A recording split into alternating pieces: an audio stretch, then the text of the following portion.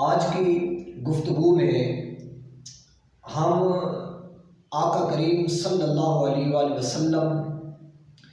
آپ کے جو مہاجر صحابہ ہیں جنہوں نے مکہ سے مدینہ کی طرف ہجرت فرمائی، ان کی ایک بڑی بے مثال عظمت اور ایک بے مثال شان کی طرف قرآن مجید فرقان حمید کی روشنی میں بات کریں گے۔ اللہ رب العزت نے قرآن مجید فرقان حمید میں ارشاد فرمایا کہ اجعلتم سقایۃ الحاج وعمارۃ المسجد الحرام کمن آمن باللہ والیوم الآخر وجاہد فی سبیل اللہ لا یستوون عند اللہ واللہ لا یہدی القوم الظالمین۔ اس آیت کا ترجمہ کرنے سے پہلے تھوڑے سے ہم اس کی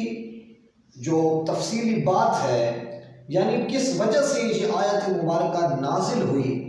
اس کی طرف ہم تھوڑی سی اپنی توجہ دیتے ہیں، بات کرتے ہیں کہ مکہ کے اندر رہنے والے جو مشرکین تھے ان کا ایک نظریہ بن چکا تھا۔ وہ یہ سمجھتے تھے کہ وہ لوگ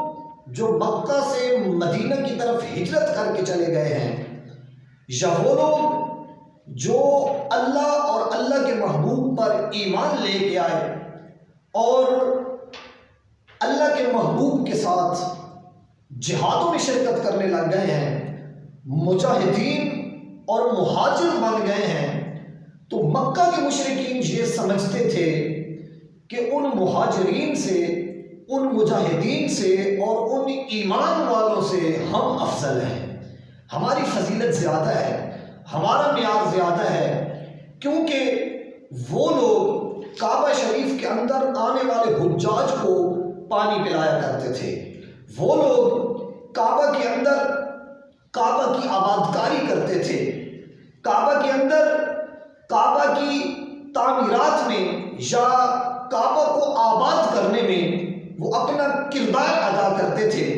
تو اس نظریے پر کہ ہم اس مسجد حرام کو آباد کرنے والے ہیں، ہم حاجیوں کو پانی پلانے والے ہیں، اس نظریے پر وہ مہاجرین سے خود کو افضل سمجھتے تھے۔ اللہ رب العزت نے قرآن مجید فرقان حمید کی آیت نازل فرمائی۔ اللہ نے ارشاد فرمایا کہ اجعلتم سقایۃ الحاج وعمارۃ المسجد الحرام کمن آمن باللہ والیوم الآخر وجاہد فی سبیل اللہ لا یستوون عند اللہ واللہ لا یہدی القوم الظالمین۔ حضرت عبداللہ ابن عباس رضی اللہ تعالیٰ عنہ آپ ارشاد فرماتے ہیں کہ کعبے والوں کا یہ جو نظریہ تھا کہ وہ حاجیوں کو پانی پلا کر اور کعبہ کو آباد کر کے خود کو افضل سمجھتے تھے، اللہ تعالیٰ نے قرآن مجید فرقان حمید میں ان کا رد فرمایا ہے اور ارشاد فرمایا ہے کہ وہ لوگ جو کعبہ کے اندر پانی پلاتے ہیں، یا وہ لوگ وعمارۃ المسجد الحرام جو مسجد حرام کو آباد کرتے ہیں، جو مسجد حرام کو آباد کرتے ہیں، یہ جو دو کام کرنے والے لوگ ہیں یہ کبھی برابر نہیں ہو سکتے، یہ کبھی ان کے برابر نہیں ہو سکتے۔ کن کے برابر؟ وہ لوگ جو اللہ پر ایمان لے کے آئے، وہ لوگ جنہوں نے محبوب کریم صلی اللہ علیہ وآلہ وسلم کے ساتھ جہاد کیا، وہ لوگ جو آخرت پر ایمان لے کے آئے۔ رب نے ارشاد فرمایا لا یستوون عند اللہ کہ حاجیوں کو پانی پلانے والے، کعبہ کو آباد کرنے والے کبھی بھی ایمان والوں کے برابر نہیں ہو سکتے، کبھی بھی آخرت پر یقین رکھنے والوں کے برابر نہیں ہو سکتے، کبھی بھی جہاد کرنے والوں کے برابر نہیں ہو سکتے، کیونکہ مکہ میں آ کر جو عبادت کرتا ہے وہ حاجی بن جاتا ہے، اور محمد الرسول اللہ صلی اللہ علیہ وآلہ وسلم کی صحبت میں بیٹھ کے جو ایمان لاتا ہے وہ صحابی بن جاتا ہے۔ تو کبھی بھی کوئی حاجی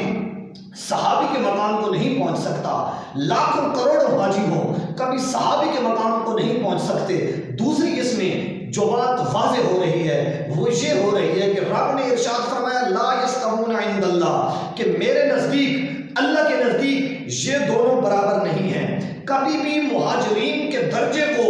عمارت مسجد حرام کرنے والے اور اجعلتم سقایۃ الحاج کرنے والے کبھی بھی یہ مہاجر صحابہ کے ایمان کو، مہاجر صحابہ کے مقام کو، مہاجر صحابہ کی عظمت کو نہیں پہنچ سکتے۔ میرے نزدیک یہ دونوں برابر نہیں ہیں، کیونکہ وہ تو وہ لوگ ہیں جو میرے محبوب پر ایمان لے کے آئے، یہ تو وہ لوگ ہیں جو میرے محبوب کے ساتھ ہجرت کرنے والے ہیں، یہ تو وہ لوگ ہیں جو میرے محبوب کے ساتھ جہاد کرنے والے ہیں، یہ تو وہ لوگ ہیں جو میرے محبوب کے ساتھ پل پل گزارنے والے ہیں۔ یعنی جس شخص کی رسول اللہ سے نسبت قائم ہو گئی، جس شخص کی آقا کریم سے محبت قائم ہو گئی، جس شخص نے آقا کے ساتھ ہجرت فرمائی، جس شخص نے آقا کے ساتھ جہاد میں حصہ لیا، رب تعالیٰ ان کی تعریف فرما رہا ہے۔ رب تعالیٰ یہ کہہ رہا ہے کہ میرے نزدیک یہ دونوں کبھی برابر نہیں ہیں، کیونکہ جو میرے محبوب سے محبت کرنے والے ہیں، ایمان لانے والے ہیں، ان کا مقام و مرتبہ بڑا عالی شان ہے،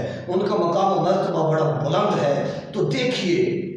اللہ رب العزت نے اپنے محبوب کے صحابہ سے کیسی محبت فرمائی کہ ان کی تعریف رب تعالیٰ خود قرآن میں فرما رہا ہے، ان کی تعریفوں کو اللہ تعالیٰ قرآن کی آیات بنا رہا ہے، اور قیامت تک آنے والی امت کو اللہ تعالیٰ یہ تعلیم دے رہا ہے کہ اے لوگوں، جتنی عظمت میرے محبوب کے صحابہ کی تھی، کعبہ کے اندر حاجیوں کو پانی پلانے والے اور کعبہ کے اندر کعبے کو آباد کرنے والے بھی کبھی اس شان کو نہیں پہنچ سکتے۔ تو ہماری یہ خوش بختی کہ اللہ تعالیٰ نے ہمیں صحابہ سے محبت نصیب فرمائی اور ان لوگوں کے راستے پہ چلنے کی توفیق نصیب فرمائی۔ دعا کرتے ہیں کہ اللہ تعالیٰ ہمیشہ ہمیں صحابہ سے محبت اور پیار والا رشتہ قائم رکھنے کی توفیق نصیب فرمائے۔